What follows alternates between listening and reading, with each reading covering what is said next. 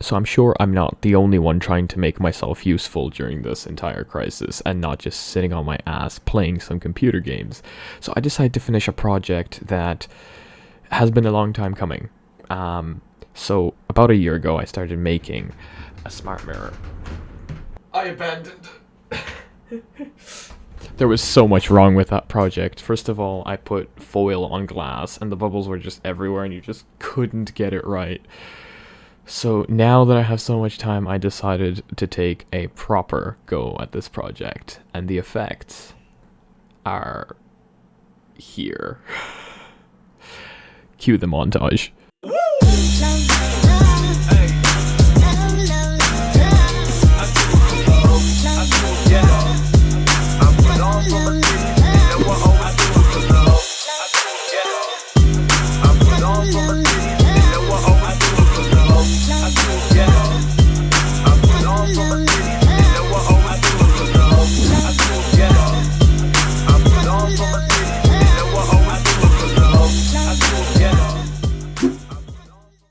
So that was my attempt at a montage. I'm slowly getting better at it. I think I'm getting there. But now that that's over, let's go over how I actually did it. So I wanted to take a better attempt at this. The last one was mostly me just kind of improvising, and there weren't any proper measurements actually made out for the mirror. So I did what I do best, and I went into Fusion 360 and modeled a model. I've learned to use Fusion because I have the 3D printer, so I had to learn how to make 3D models. And I decided that this was probably a very good way to actually model out the mirror, especially since I could throw it into an e-drawing and print out the dimensions. So if you want those files, they'll be down in the description below. So this is the mirror I modeled. It's meant for a mirror of size 420 by 6 something. It's an A2 sheet size anyway. So this is the mirror, as you can see. It's identical to the one that's on the wall right now because we kept to the plans. As you can see here are all the dimensions. This is the drawing that I printed to have the dimensions for my dad who got the wood for me. So as you can see here, these are all the dimensions. This is the mirror, and you can kind of take it apart. So if we open it up, this is the back plate. As you can see here, we have this piece of wood which holds the screen in place. I have a 24-inch TV that I found up in the attic in there. So that's that. This holds this assembly here, the screen holder that holds the screen in place. When you take that away, you have this black piece of plywood, which is great. It kind of overlaps the screen a little bit, taking away the bezels, and also keeps the mirror rigid, because I actually ended up getting an acrylic mirror.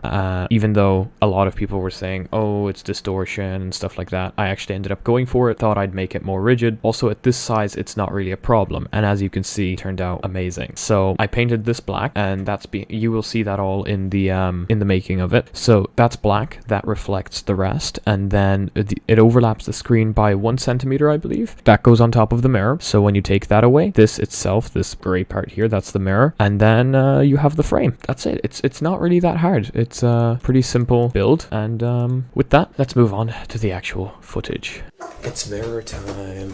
Postman's here.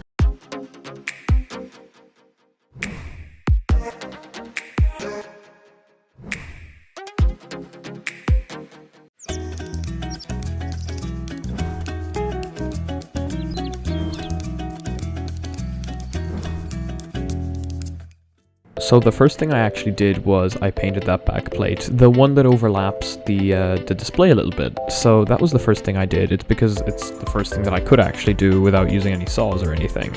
Also, it was the fastest.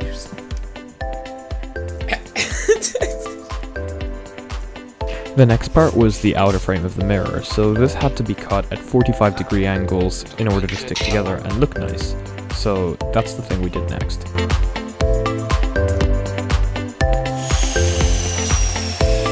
After this was done, we glued the thing together. Then we made the bottom part of the frame and worked on the screen holder. We had also finished the back part of the bezel that was going to be stuck down now, so we had to mark where exactly we wanted it.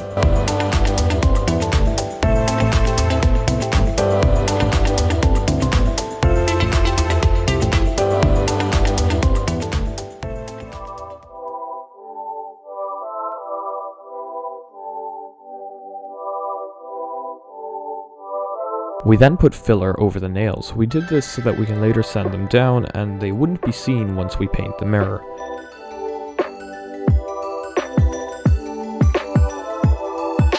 We waited for everything to dry and stick together properly. Once the hole for the monitor was cut out in the backplate, I repainted it because some paint came off in the process. Then it was finally time to paint the entire mirror frame.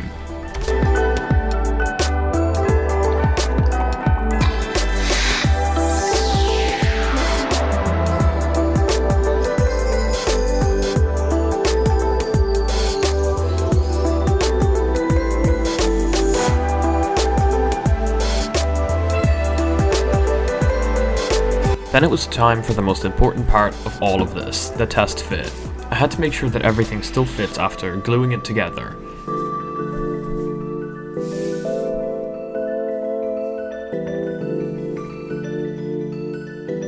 So we started off with the mirror, placed that in, and thankfully it fit. Then came the screen holder, and thankfully that also popped right into place. The larger part of the screen holder is the one that caused problems, but thankfully, after a little bit of sanding and persuasion, it popped in as well. Now it was time to reveal my creation. So this is the 24-inch screen that I found, and I've placed everything onto plyboard, glued that onto the screen with 3M tape, placed the Raspberry Pi and all the screen components on it, and ultimately that's just my creation. It kind of looks like a mangled mess, but in the finished product the cables are actually managed and everything just works, which is exactly what I needed it to do. It was great to see that that also fit, and then it was time for the big reveal. What did it actually look like? When I flipped it over, I was very happy to see that I could not see the screen bezel at all, and everything just looked like a normal mirror. That was the ultimate success for me. However, I could see that the mirror was bouncing back the unpainted parts of the backplate at me. Therefore, I had to go take everything out and do more painting.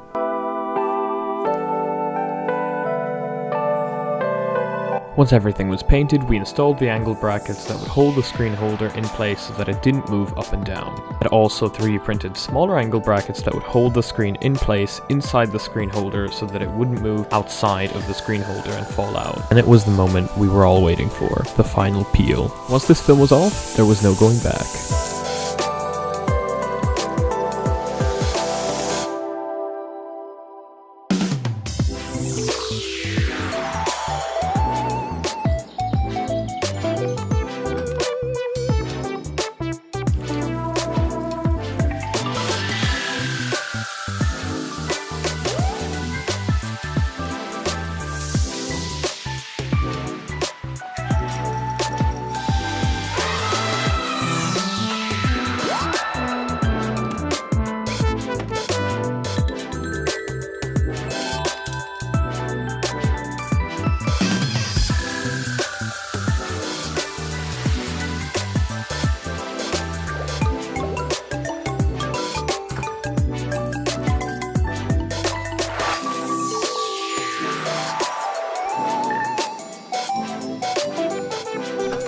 What the? Sexy.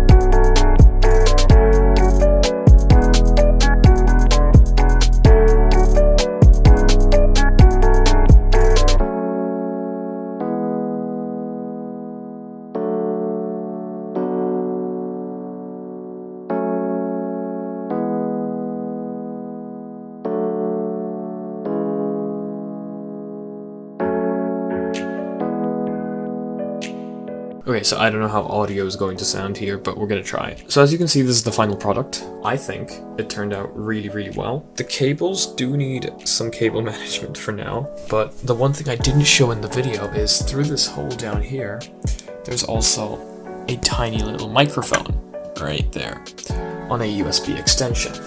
Therefore, I can do this. Smart mirror. What's the weather like? Currently in Clonakilty it's 12 degrees Celsius and mostly cloudy. Today, there will be scattered showers with a forecasted high of 12 and a low of 8. There you go. I've also ordered a fan to fix that overheating problem because it does seem to be overheating. So hopefully that's solved. And then I also have a bunch of modules installed to show the actual weather forecast and everything, and that'll disappear after a few seconds. I will be uploading another video on the software side of things, on how to configure all these modules and how to set up your Raspberry Pi in order to have the actual mirror like this. So that's going to be it for this video. I hope you liked it. If so, give it a like. If not, dislike it, but tell me why in the comment section below. If you want to see future videos like these, which there will be more of, subscribe, ding my bell, and see you again in the next one. Peace.